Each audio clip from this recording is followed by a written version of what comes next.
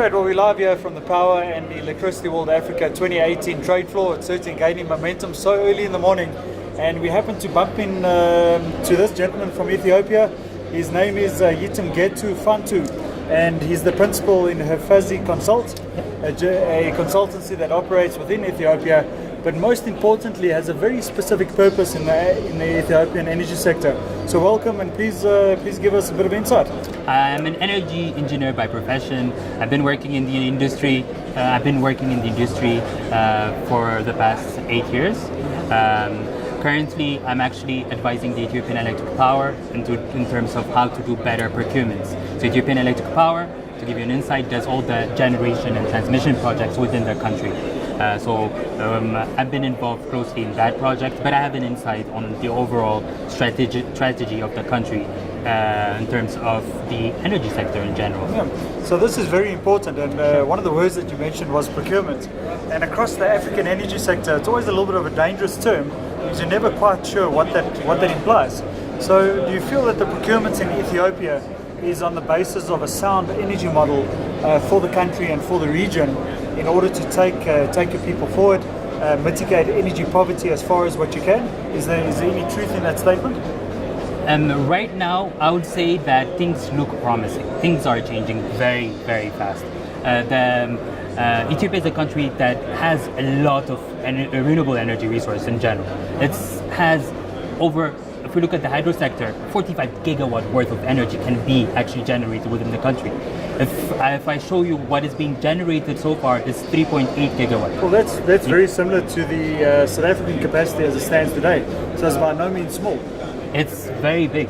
But at the same time, Ethiopia is strategically placed because it shares borders with Somalia, Djibouti, Eritrea, North Sudan, South Sudan, and Kenya. Okay. So it's very well strategized to actually not only develop these projects, but it has the market to actually export it to these neighboring countries. And the government is putting a lot of projects towards constructing these transmission lines towards these neighboring countries. And this work has been already started.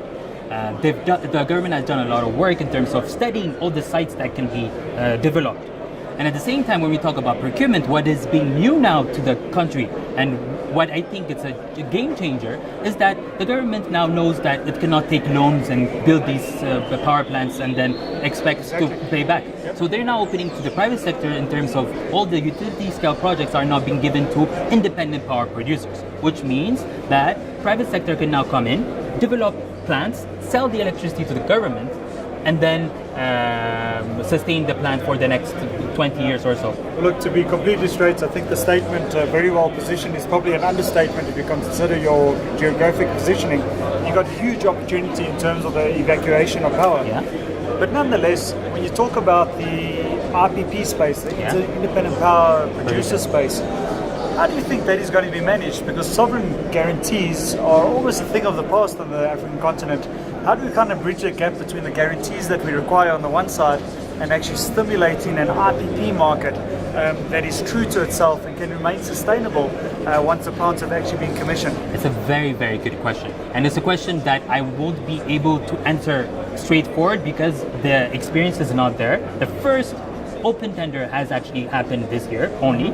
It's something that the government is looking towards it and building slowly on it, because they're also developing the legislation point of view. So it's a work in process. Yeah, because the new public-private partnership law was just enacted 2 months ago. Imagine, like, all this procurement was done, but there was not even a law that pushes the public and private sector to work together. Exactly. Well, look, that is a very logical approach to it, because if you look at the renewable energy IPP program in South Africa, it can very clearly be stated that we kind of considered the feed-in tariff, we looked at the renewable energy portfolio standard out of the United States, we considered the renewable obligation in the UK, and I get the impression that you're taking a very similar type of methodical approach.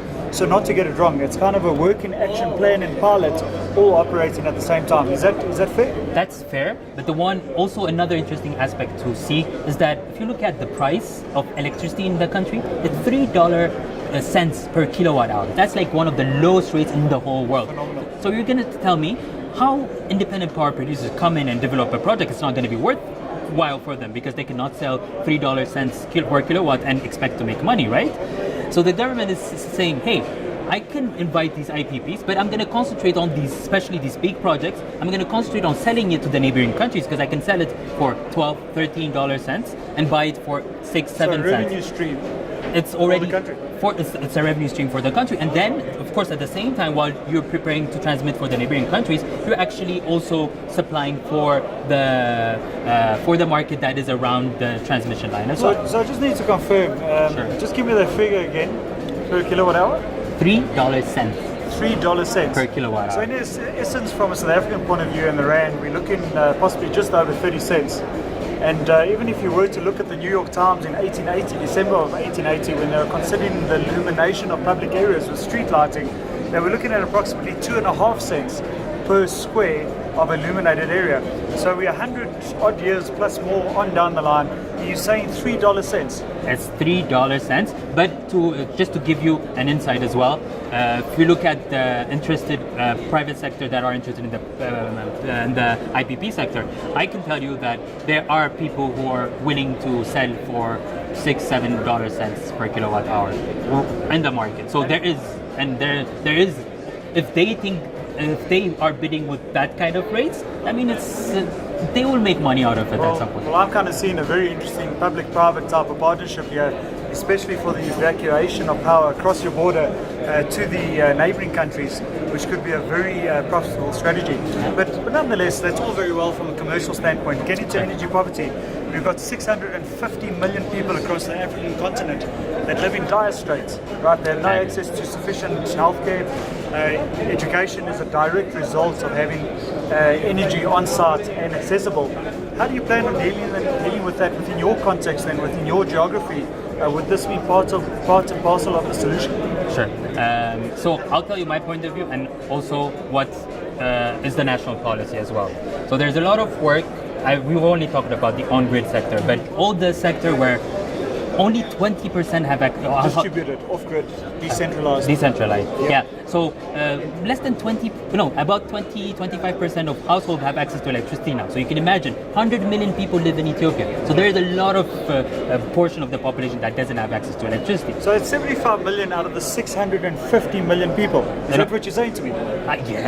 Yeah. So it's a very big amount. Even when we look at Ethiopia alone, it's already something that needs to be targeted massively. So if we just resolve the issue around energy poverty in Ethiopia, we're actually in a very good position in actually pushing that 650 figure in the right direction. Absolutely, but it needs to be in the right direction in terms of, I don't think that putting 2 light bulbs and a phone charger would be the way to go. It would be to solve the energy poverty.